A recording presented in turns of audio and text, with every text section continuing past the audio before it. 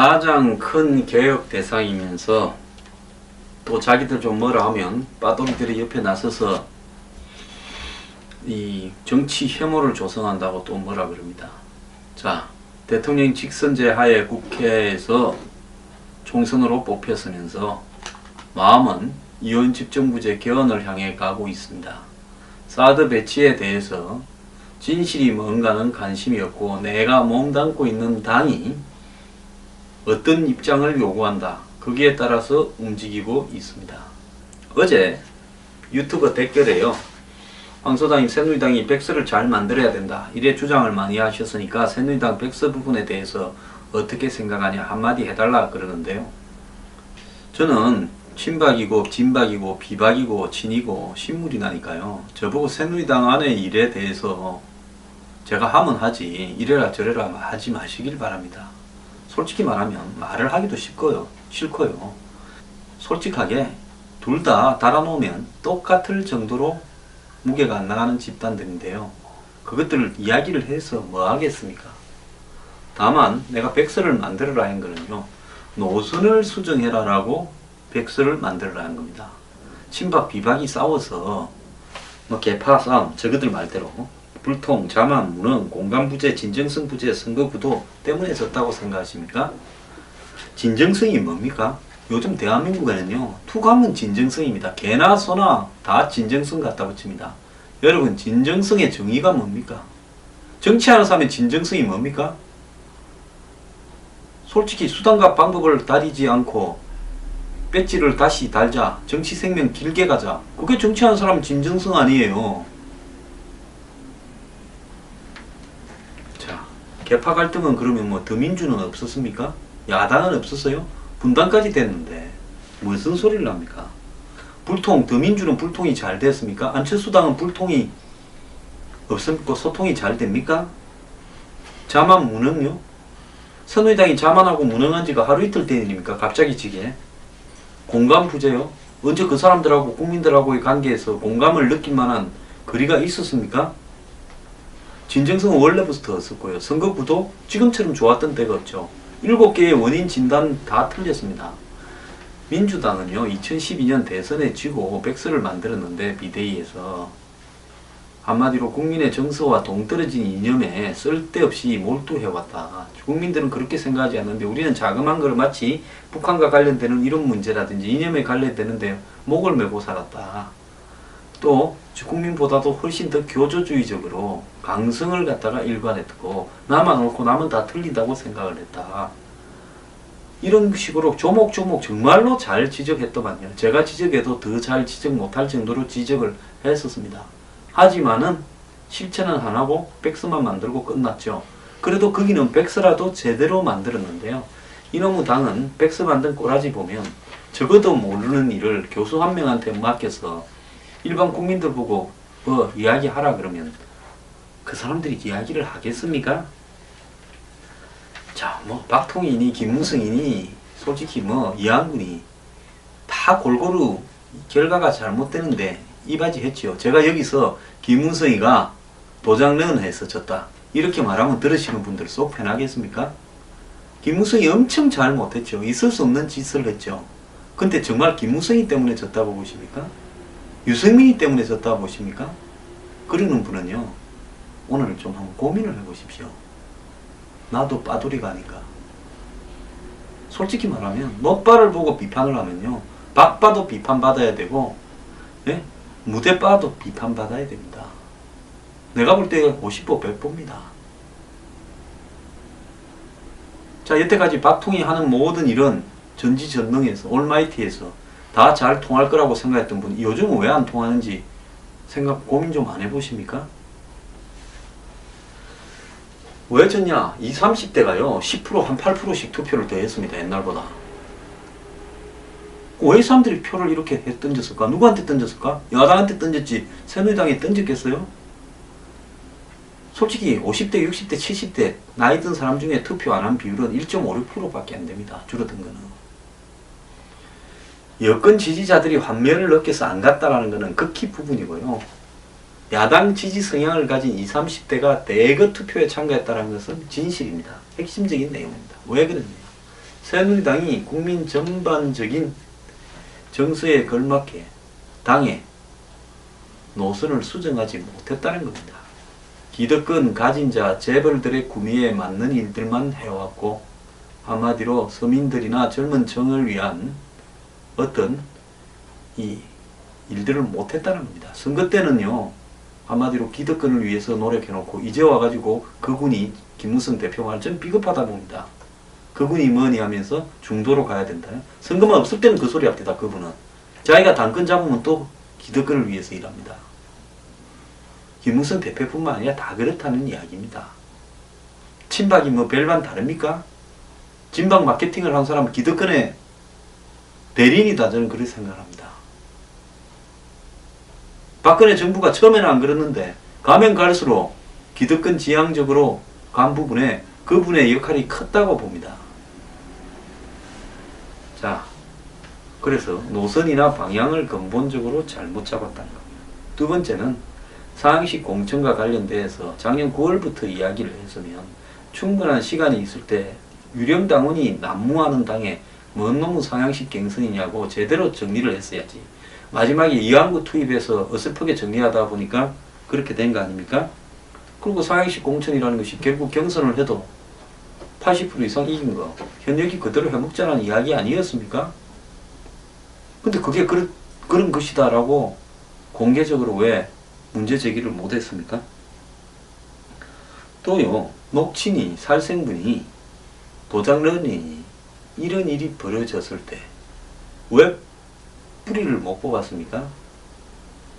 대표직을 물러나라 그러고 고소 고발하고요, 누가 녹취를 했는지 뿌리를 뽑았어야죠. 차후에라도 그런 일이 안 생기려면요.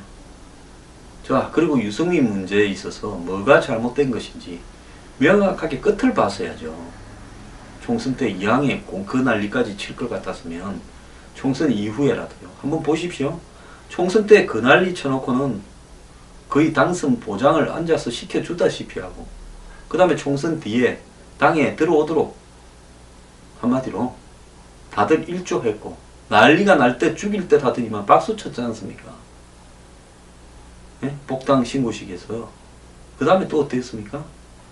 유승민이는 그래도 끝까지 사드 배치 찬성한다 했지만 진박이라고 하는 사람들이 뭐라 했습니까? 유승민이 비판한 사람들이요. 기자회견에서 사드 배치 반대한다 안 했습니까? 반대가 아니라고요? 그게 반대죠. 그래서 솔직히 말하면 개밥의 도토리 같은 사람들한테 이런 이야기를 하면 뭐합니까? 개밥에다가 도토리를 넣어주면 개가 먹습니까? 못 먹습니까? 제가 이런 말을 하면 새누리당이 제 말을 알아듣습니까? 못 알아듣습니까? 제가 지난번에 한번 개혁 토론회에 갔다가 좀 뼈아픈 소리 하니까 하도 성질 내고 밥 먹으러 가자 고마해라 하고 해서 내가 감 한번 더 지르고 왔다 안 했습니까? 이제 개밥에 도토리 할 생각 없습니다. 망하든 말든요. 저들이 알아서 할 일이고요. 저한테 두 번 다시 새누리당의 무슨 백서에 대해서 이야기 좀 하라고 말씀하지 마세요. 시간 아깝습니다. 자꾸 새누리당은요, 개파 갈등 때문에 졌다고 하는데, 공천 파동 때문에 졌다는데, 정치 잘하면요, 개파를 갈등하든지 공천 파동을 하는지 관계없이 표는 찍어줍니다. 그하고 아무런 관계가 없는 일이에요. 여기에 임명진 경실련 공동대표는 무슨 개판이더라, 내지는 똑단이더라, 최경환이 말 듣고 누가 해주겠느냐, 이런 이야기들을 했는데요. 박 대통령은 탈당해라. 저는 그분도 솔직하게 진실한 분이라고 생각하지 않습니다. 그분도 친이 개파에 있어서 열심히 노력했던 분 아닙니까? 그런 분이 왜 남처럼 해가지고 이렇게 공정한 듯 이런 평가에 한마디를 거듭니까? 그런다고 국민들이 그걸 옳다고 생각을 하겠습니까? 자, 박 대통령의 이 청와대가 직접 상명하달식으로 당을 줄 세웠다. 패거리 정신만 있고 줄만 세우고 뒤에서 막부 정치하냐. 이제 줄 세우는 것도 잘 안 되는 것 같고 불협화음이고 엉망이다. 세월호 참사와 메르스 사태에 대한 실망감이 지지를 철회하게 됐다. 이런 말을 했는데요. 이것도 본질은 아니라고 봅니다. 무슨 뭐 천안문 막루에 가서 그 설 때 그냥 가게 됐겠습니까? 체계적이고 시스템적으로요. 이 정권의 방향은 새누리당 의원들의 구미와 정확하게 맞아떨어져서 같이 놀아난 겁니다. 다만 먹을 게 좀 있을 때 친박 비박에서 싸웠을 뿐이지요. 싸운 것이 본질적인 것처럼 이야기를 하지 마십시오. 본질은 싸운 게 본질이 아니라요.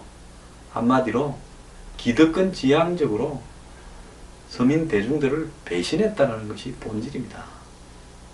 먹을 게 있으니까 쥐구석이 싸우지요. 가난해보세요. 싸움이 나는가. 오세훈 이방관도 좀 웃기는 사람입니다. 전대에서 비박 단일화 노력, 계엄 방향 고심 중. 아니 이분 지지하는 사람들 뭐 일베나 이런 데 가서 보면 대부분 친박이라고 생각한 거 아닙니까? 근데 이분이요. 비박 단일화를 위해서 애를 쓰겠다고 이야기를 합니다.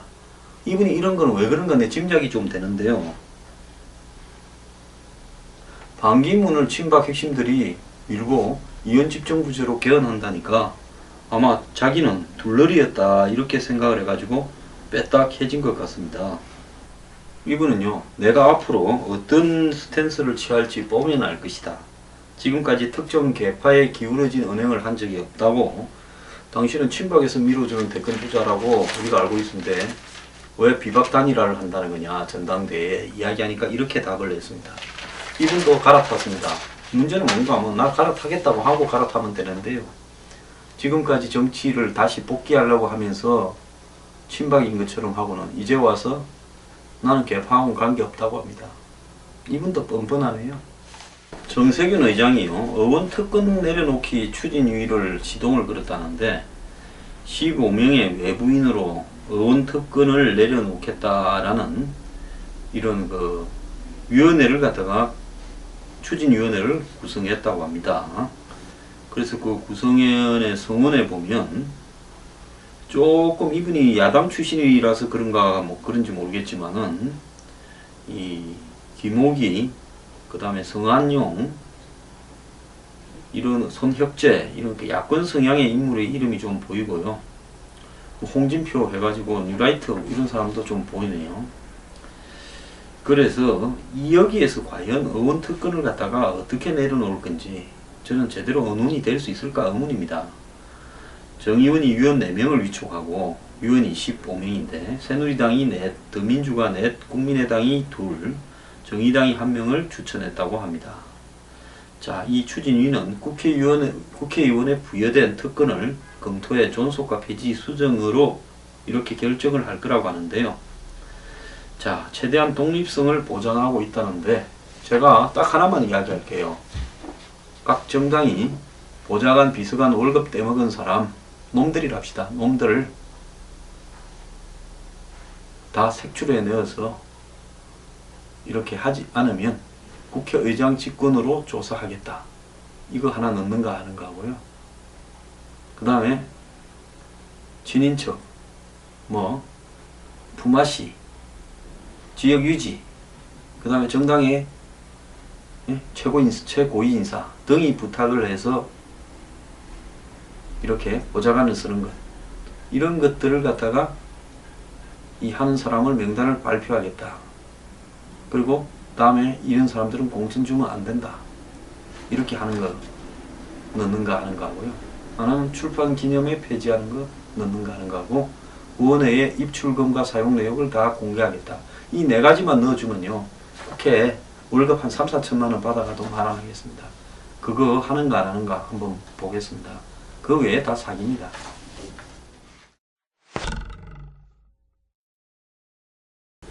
자, DJ가 햇볕 정책 할 때 북한이 핵을 만들고 있었을 거라고 보여지지만 그때는 북한에 핵이 없다고 이야기를 하는 전제로 그렇게 북한하고 퍼둬주고 왔다리 갔다리도 하면서 잘 지냈습니다. 근데 그 이후에 2006년에 9월 추석 무렵에 북한이 핵을 실험을 했죠. 자, 이제 세상이 달라졌는데요.